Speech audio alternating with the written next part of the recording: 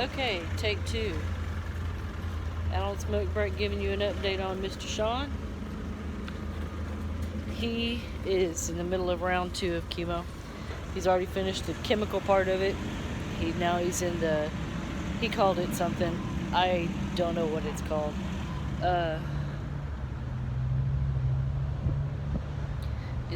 It's the week you get sick. If you're gonna get sick. Well, he's fortunately tolerating it very well. Anyway, we talked for about almost 2 hours yesterday about all the things that we needed to talk about. Preparing for him to come home, because they're talking about sending him home.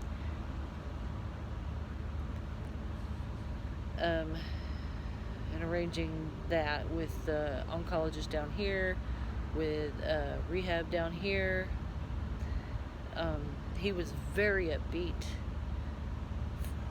I mean, I've heard him not be quite so upbeat. We've come across that, but he's doing really well.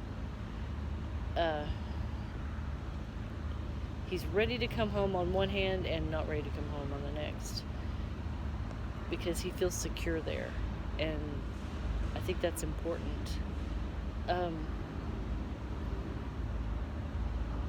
He's doing pretty good. They have not done a scan to see how the cancer is reacting to the chemo, so they don't know how well their concoction's doing yet. That should come probably this coming week or so. Not sure. Communication is not great between him and the doctors, and I just get things from him. I've not heard from any human being at the facility at all about his care, how he's doing, anything. I apologize for the smoking, but I'm on smoke break, and that's when I can do it. I have a minute to myself, and what am I doing? I am not doing selfish things. I'm still all about him. This past weekend, I took an extra vacation day, one of my last remaining, April 2021, and I was going to work on his room yesterday, but I had to take Mom to the doctor for a checkup, and that pretty much shot my day. But Saturday and Sunday I spent in his room cleaning it out, because we're gonna have to take everything out except for his TV and computer, and I think I'm gonna leave his computer desk and set his laptop up over there, because he can roll up into it in his chair. Get it ready for hospital, basically turning his room into a hospital room. We're going to take the carpet out. I say I'm going to take the carpet out because it's me doing it. I've got to find some sort of clothes holder, like a dresser or a chest of drawers, but it's got to be low to the ground so that he can see into it and get clothing items that he wants to wear.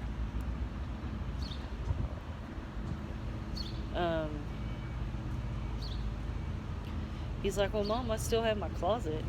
I'm like, babe, half the closet you can't reach. Over half the closet you can't reach. It's all over your head. All of it is over your head. He's like, oh yeah, I forget. Really? Okay. So I'm thinking a shelving system with the baskets, with the little holes that you can grab onto and pull out. We'll see. Mom is on it's been a fun few days with Mom.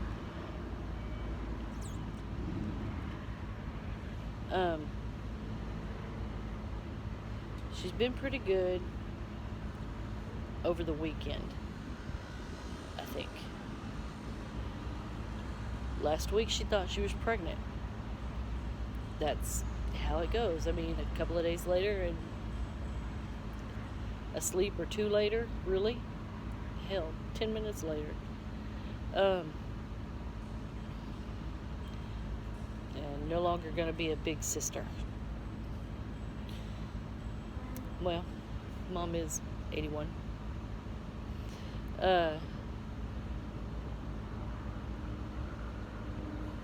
Yesterday we went to the doctor, told the doctor about things that she does, like she's very paranoid that somebody's in her things, going through her things, stealing her things, hiding her things, when it's her, moving her things and forgetting that she's moved them.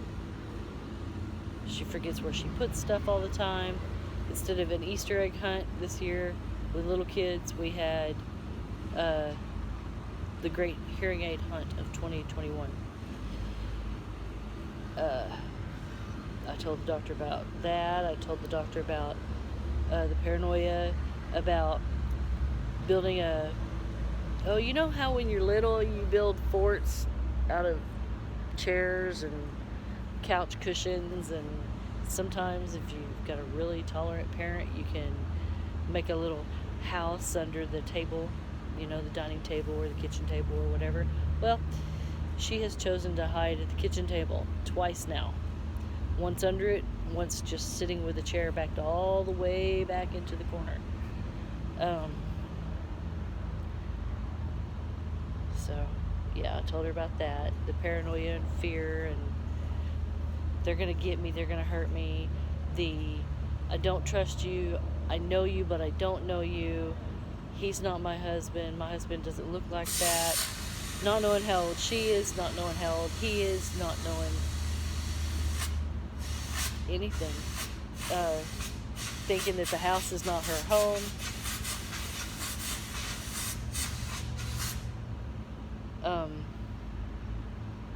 Yeah, I don't know what that was. Cleaning something off. Some sort of tool. And is he done with it? Yeah, no. Yesterday was okay. She was doing alright. Went to the appointment, went to lunch, came home. They took a nap. She took a long nap. Woke up, went outside, sat and enjoyed the beautiful day, because it's really temperate here in Texas. Yesterday it got up to 80 something, which is nice and warm. Soft breeze, beautiful sun, no rain. It was a little humid yesterday. We got a little bit of rain in the early hours this morning. But it was still, nice. And then she came in, and he came in, and she, mom and dad. And I finished up my phone call with Sean, because I was talking to him during that quiet time in the house. And I started prepping some veggies with Brandon to roast, because roasted veggies are the bomb, I'm telling you. I'm not a fan of broccoli. That is the best vegetable. Oh my gosh, roasted broccoli is the bomb. I'm telling you, a little olive oil, salt and pepper, any seasoning that you like. I put garlic on it, of course, because garlic is the best. Yeah, and I think this time I put maybe a little bit of cumin and some oregano, because you can't go wrong with oregano either, really. Just a little, and then some fresh rosemary off in there. Everything else was dried or powdered. Although I have plenty of fresh garlic. I should have roasted some garlic buds. Anyway, roasted it, tossed it, roasted. Yum. 30 minutes, and you really don't need any meats. I mean, yeah, it would be good with some meat, like, say, some baked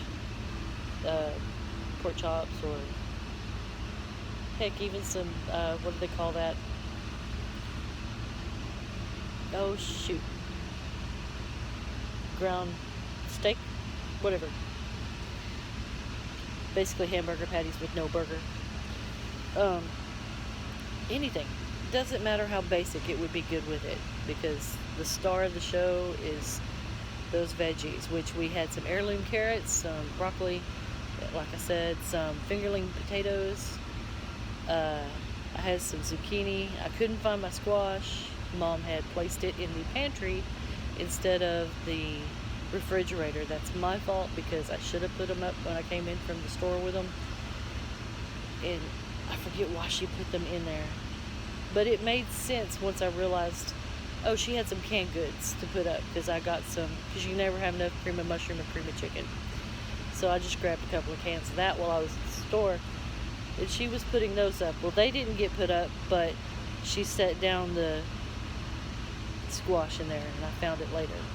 Oh well, I'll roast it in the next couple of days, or boil it. I love boiled squash. Glop of butter, there you go.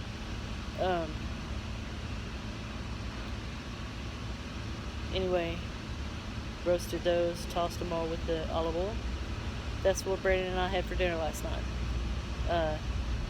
In the middle of doing all that, Mom comes up to us just to watch us, and she's like, "Are you taking me home?" I'm like, "Mom, you are home. This is your home." "Really? It don't look like home." And I said, "It is your home. You've lived here for a long time, all my life." Which is, she don't know who I am. So, I mean, she may know who I am, but she don't know how old I am, apparently. Because when I say all my life, she don't get it. Just for the record, I'm 51. We have always lived in that house. All my life. I do have older siblings that have lived in other homes with them, but that's not my experience. Anyway, she eventually, okay. And she goes off to do whatever.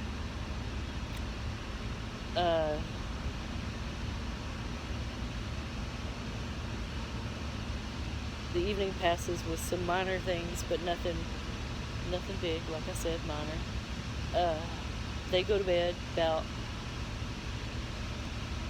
8:30, which for them that's kind of late. I mean, usually it's sundown, I'm gone.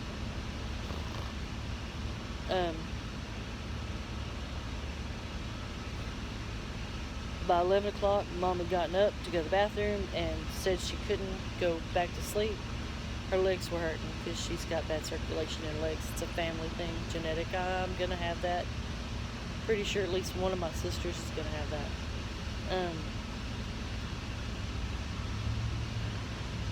Anyway, so she was going to stay up. She says, and when I go to bed, he won't quit touching me. He won't leave me alone. To her, it seemed like he was assaulting her, a sexual assault. What do you do? I told her, tell him no. Repeatedly, tell him no. Stop touching me. Please stop touching me. To her, this strange man is touching her in ways she don't want to be touched. She may acknowledge that it's Dad. She may acknowledge that it's her husband. But it's still unwanted touch. I don't want to have that talk with him, but I may have to. He's got to be more aware of what she wants when she wants it. If he's gonna continue to share a bed with her, to her it was a sexual assault. To him, he's just trying to be comforting and loving. I don't want to hurt either one of them, but she is not all there, so it's even more of a bad thing. Even though he don't mean it that way. What do you do in a situation like that? I mean, he's not all there either. He's pretty good, but he's not dementia. I don't know what to do. I'll probably talk with my sisters and see what to do. But it concerns me because, nobody, I don't know. It would be different if it was my children. These are my parents. So anyway, plan moving forward. Today I will finish work. My first day this week. It's Tuesday. I work a standard 9 to 5, Monday through Friday job. Tonight I will go home. I will clean out a few drawers in his dresser. He don't put clothes in his dresser. He puts other things in his dresser. No wonder his room looks like a bomb went off. A clothes bomb. I'll pack up some of his stuffed animals that he said he can't have anymore. He don't really want them anymore. He's matured a lot in the last few months because he's had to. But he's 31. It's time. It's past time. Hello.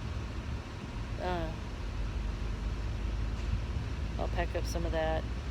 By the way, if you need boxes, U-Haul's not bad. They got a good price. Decent price. Always a lot of stock. So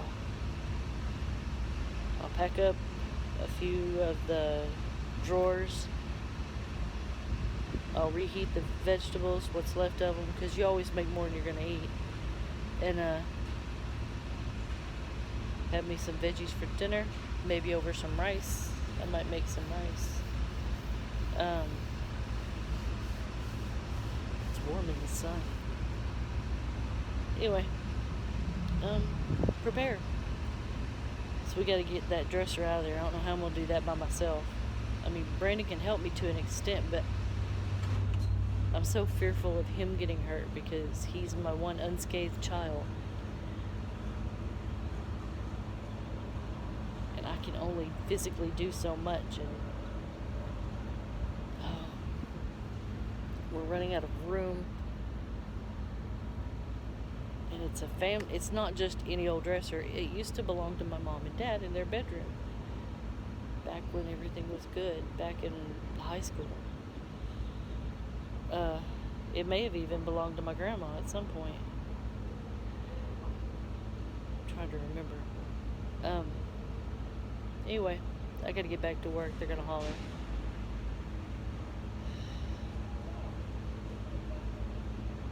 I don't know what to do. But I'll handle it. It's what I've got to. There's no other choice. May not be the right thing to do, whatever I choose to do, but tomorrow's a new day. Heck, if you're my mom, 10 minutes from now, it's a new day. Okay, so anyway, stay positive, because we sure are.